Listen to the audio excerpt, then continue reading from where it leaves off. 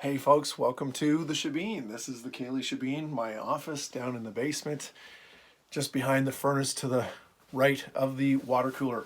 I've built myself a little place, a little hideaway where we can do some interesting work in the writing world, in the oyster world, in the teaching world. We're going to be doing everything that we can do down here in the basement. Today, we have something super special. We're going to be tasting oysters. Go figure. It's not like I'm going to be tasting a ham and cheese sandwich right now. No, we're going to be tasting oysters, but this is going to be a special thing. My good friends from Raspberry Point sent me these oysters here. And last year, James Power, who is the lead grower from Raspberry Point, stated that he got his oysters to stay of great quality out of the water, harvested in November, and straight through till March and April. He was still tasting great oyster that had not been in the water. That's for November, December, January, February, March, like 5 or 6 months out of water. Oysters on the East Coast, the North American East Coast oysters, they hibernate. When they come out of the water, they go into the fridge, they hibernate. They have that sensation of cold and boom, they stop their metabolism right down to zero so they do not atrophy.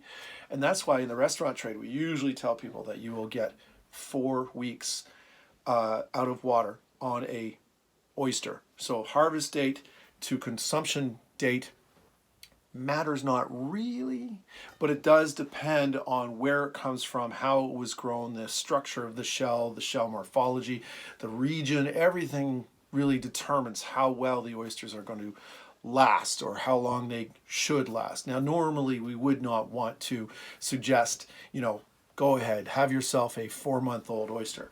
However, there's been a lot of people in the fish and, of course, in the meat world talk about dry aging steak.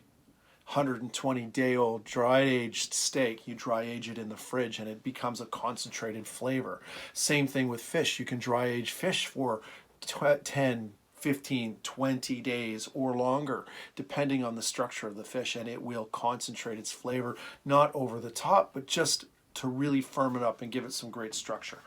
I'm anticipating that the same thing will hold true for oyster, depending on what happens to it. The shell should be kept in tight, and when we open it up, we'll have that good sense of what it smells like first and what it looks like right afterwards. So bear with me. We're going to try this out in stages.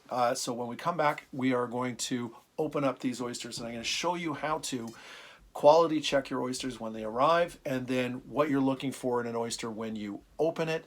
And then we are going to see how long these oysters have been out of the water. It's been over 30 some odd days. We're going to check the tag. I'm going to show you all about tag checking, and we'll go from there. Okay, great. We'll talk to you in a couple seconds.